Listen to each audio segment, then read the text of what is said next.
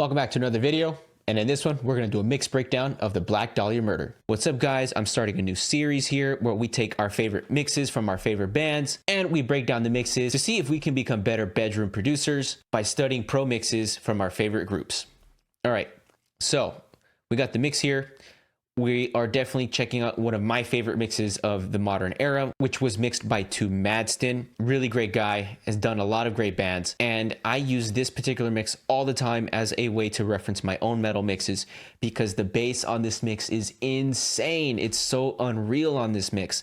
And to me, it sounds like the perfect amount of low end. I've never heard low end on a metal track that was so insanely sick and tight and big, but like not destroying everything. So enough of my rant. Let's go ahead and check out the first impressions of the track and let's see what we got going on.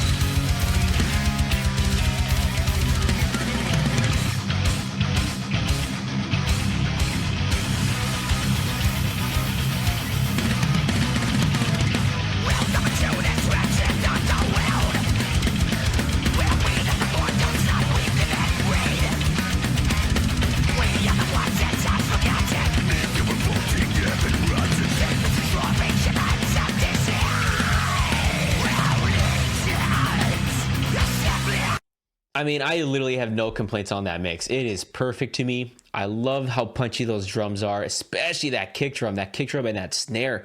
That snare has that ring still. The kick drum has enough subs, but that high end is really contained. It's not too clicky like most modern metal bands nowadays. It's just perfect. And that bass, I can't get over that bass guitar. All right, so we're gonna use Metric AB to kind of take a look at what's going on with the mix here. So Metric AB lets you do all kinds of cool stuff like check dynamics, a stereo image, your spectrum, and and all that kind of jazz.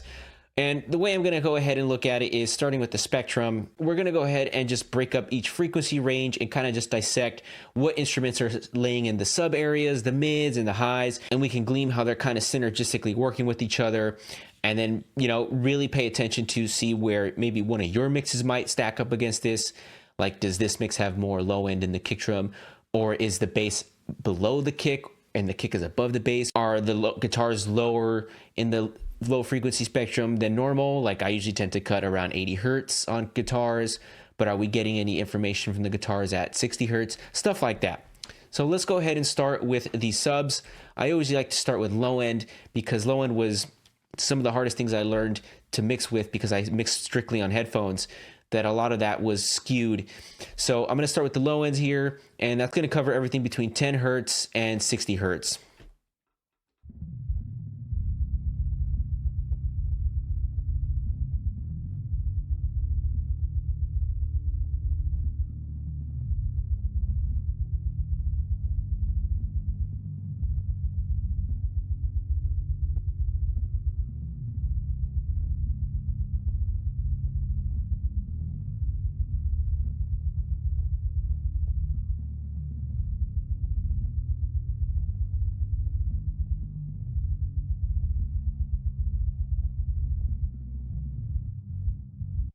So it seems like the majority of the subs are going to be kick, and I think that's fairly typical. That is the impression I got when I first listened to this mix, was that a lot of the subs were going to be kick drum, but I think I heard some guitars in there definitely, and some bass, but predominantly kick.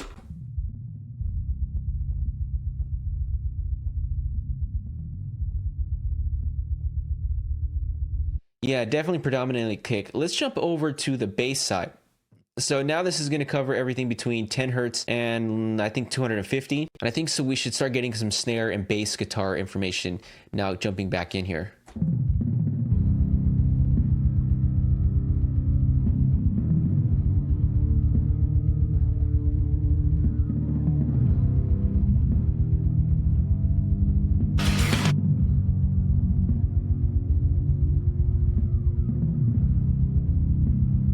Yeah, I mean, you can even see it. The snare drum is starting to peak around 200, but just around 100 hertz, you're seeing that bass guitar pop up.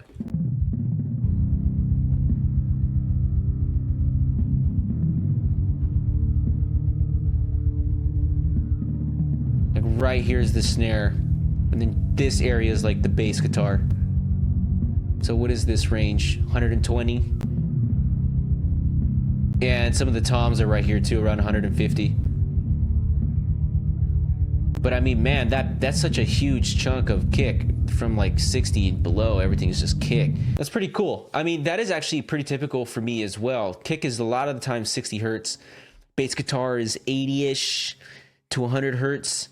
And then, you know, toms can be anywhere between 60 to 150 hertz, depending. You know, floor toms can go really low, like 40 hertz. And then rack toms can be really high, up to about 150. I'm actually curious because if I switch the type of spectrum that we're looking at, I noticed that there's not a lot of stuff happening between 350 to 500.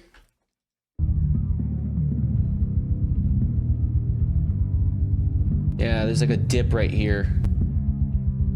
These three areas.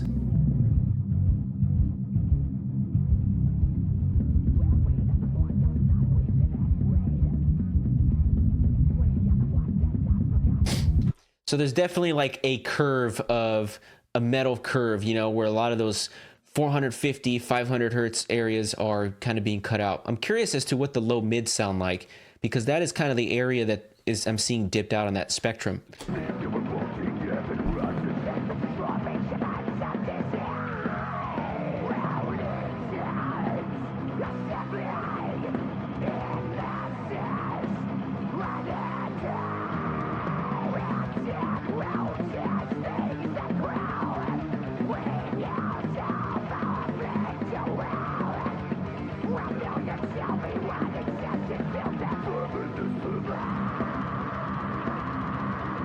Pretty crazy. I mean, it's a lot of the vocals and the upper part of the snare drum, like the 500 to 300 area of the snare drum, and a lot of the, you know, boxy stuff from the guitars, but it's not boxy. It's just the information of the guitars in that area is there, but it's not the most predominant thing. It's actually vocals and more snare than anything else.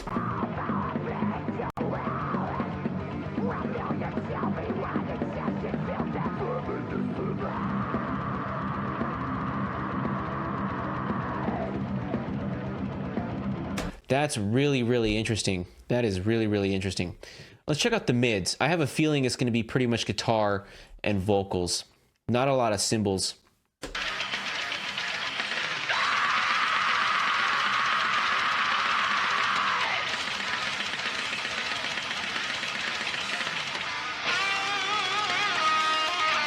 And then the lead guitar kicks in, taking over everything else.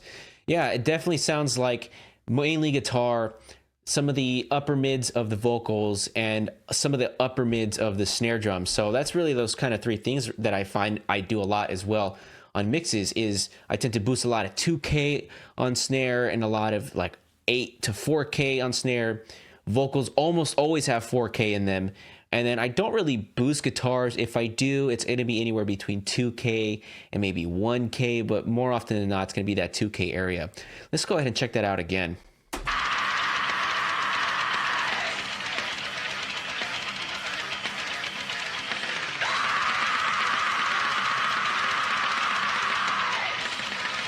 Wow, that is really interesting. That is really, really interesting. The vocals are sitting around 1K. Usually I don't boost any 1K on my vocals, but those guys are being slammed around that area. Check that out again. Right here. And then it falls off and it's not singing. Here it comes back.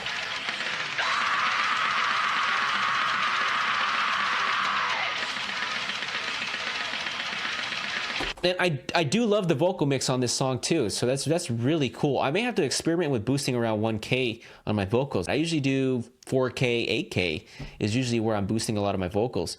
Let's check out the high end. That's usually going to be about 4K and everything else and above. I'm sure that we're going to have tons of cymbals, and I'm not sure what else we might get up here other than cymbals and some vocal information.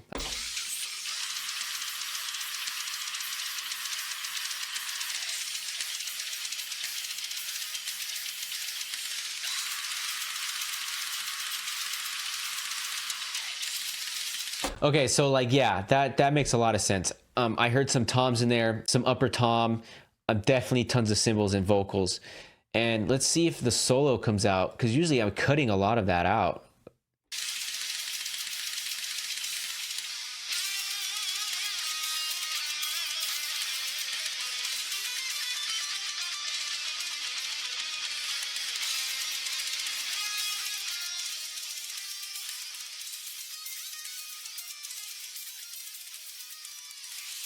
Yeah, I thought so. So when I started moving this and I cut everything below 8K, the solo started to disappear. That goes in line a lot with what I do, which is the 8K. I usually cut a lot of 8K on guitar solos, and just everything out of that is gone. I mean, the information's ultimately still gonna be there because you can never take all of it out, but there's not a lot of that in there. Let me go ahead and go back to the beginning of the mix because I'm really curious to see where the vocals stop.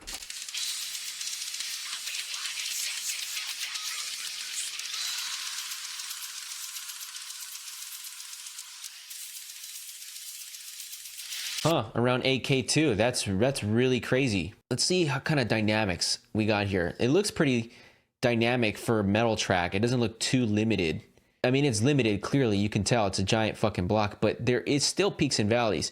If I was to take a different mix, like the Deeds of Flesh mix from Portals to Canaan, oh my God, that mix is entirely crushed. It's a great mix, but there's almost no dynamics left on that record. Let's go ahead and see what kind of dynamics we're working with here.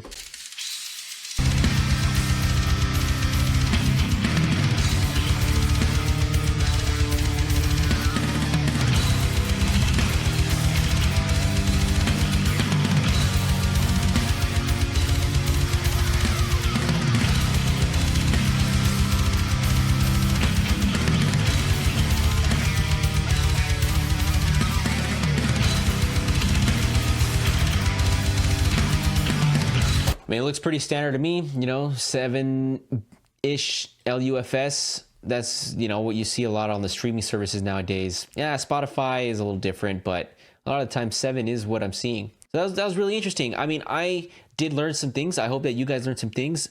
I learned that he tends to boost a lot of 1K in that mix that for the vocals. That was a really cool thing to learn. I don't do a lot of 1K on my vocals, so I think I may have to start experimenting with it because this is definitely one of my favorite mixes of recent times, and I use it all the time to reference my own tracks. So I think it's a kind of a wake call to see if I can mess with some 1K, and I hope that you guys maybe found some useful information. A lot of the stuff that I found is something similar to what I do already, you know, kick below the bass, you know, boosting at 60K, 80 hertz to 100 hertz is a lot of where the bass resides, toms is 150, tons of the upper mids are guitars, vocals, and snare drum, and then the upper highs tend to be the, you know, cymbals, the high end of the snare, and that's pretty much it. So yeah, pretty typical metal mix that I see here. So if you found this video helpful, please give me a like, comment, and subscribe. And if you'd like for me to work on your music, shoot me an email at divinemotherstudios@gmail.com, and I'll catch you guys in the next video.